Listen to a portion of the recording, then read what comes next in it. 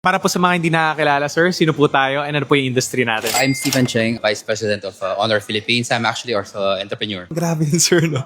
Vice President po ng Honor Philippines. Gano'n na po tayo katagal sa industry? In Honor, 3 years. My entire career, maybe around 15 years. Being an entrepreneur, maybe 6 or 7 years. Sir, ano po bang ginagawa po natin bago po tayo pumasok dito kay Honor Philippines? Working at my old job and doing some businesses on the side as well. So naniniwala po ba tayo, sir, na kaya pong yumaman dito sa Pilipinas pag empleyado ka po? Yes and no. I do believe that if you really found your niche, yes, you can. Pero of course, there's very few opportunity as well. In this generation now, people doesn't really know what hard work really means. I've talked to a lot of people that they assume or they think they've been working so hard, night and day, etc. like that. But they don't have an idea na there's a lot of people are working harder than them, 10 times, 100 times harder than them. So siguro for me, I'm actually very lucky na I got brought up to that side. Hard work meaning it's really, really, really hard work. Iilan lang po yung percent ng mga tao dito sa Pilipinas. Yun po ba yung sinasabi nyo na makakakuha ng opportunity with that amount of effort? A lot. I think everyone can get that opportunity. It's up to you if you're gonna grab it or pursue it in a way. I think the opportunity comes and go to each and every one of us. Doesn't matter kung saan ka in life. It's up to you if you're really gonna strive or you will stick on it. Talagang you will go to the end to get that success in life. Ilang taon na po ba tayo, sir? I'm 38 now. 38, sir. You look good at 38, ha? Thank you, thank you, thank you. Pero tanong ko lang, sir, kailan nyo po nakuha yung first million nyo? To be honest, very young, 23. But the problem there is, naubo siya. Comes and go because I don't know how to build or handle money. Feeling ko, kada sahod or kada project, feeling ko I'm rich. Zero knowledge about investing. May million nga, pero no, wala din. Came to me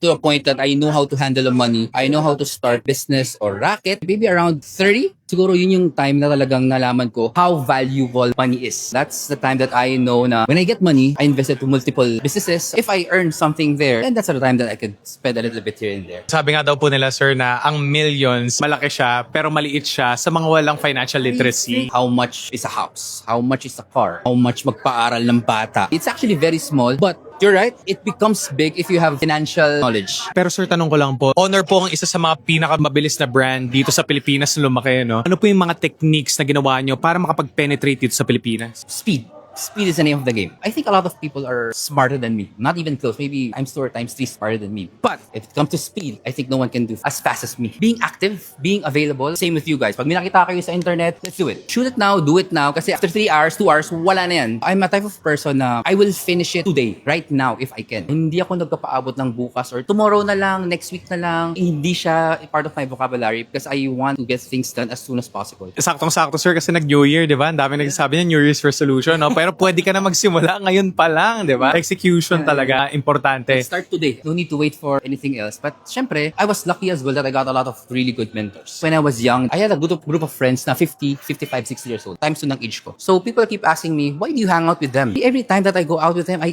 learn a lot. Of course, times 2 yung age na sa akin. So the knowledge as well. Tell me who your friends are and I'll tell you who you are, di Actually, ba? there's a lot of times na pagkakamalan nga akong anak. Pagkasama nila ako. Kasi batang-bata pa. Oh, I think that's one of the best things that I did. Looking for mentors, really good network, friends. Napapansin ko, sir, na parang tumapang talaga kayo dun sa mga napagdaanan nyo, no? Sa mga mentors ninyo. Tanong ko lang, sir, giants na po yung mga kalaban natin dito sa industry na to. Is there a point na natakot tayo sa competition? Never. I think fear is just a word. You will do something at uunahan mo siya ng takot. Walang mangyayari sa'yo. Different thinker kasi ako eh. Failure is charged to experience. I failed more times than succeeded. Pero siguro the advantage in me, I got those sugat, scratches at a young age. Buti na lang when I failed, medyo walang-wala pa ako. Hindi pa ganun kalaki yung risk. Make mistakes as young as possible kasi you will grow from it. Tama yun, sir. At saka sinabi nyo kanina, speed is the name of the game, no? So, kahit mabilis tayo mag-execute, kahit feeling natin na paminsan mag-fail tayo, okay lang yun. At least, mas mabilis tayo natuto. Better to fail than not to do it at all. So, last question na lang po, sir. Let me take you back. If makakabalik po tayo ng oras and makakausap po natin yung batang sarili po natin, ano po pwede nating sabihin sa kanya? Don't change a thing.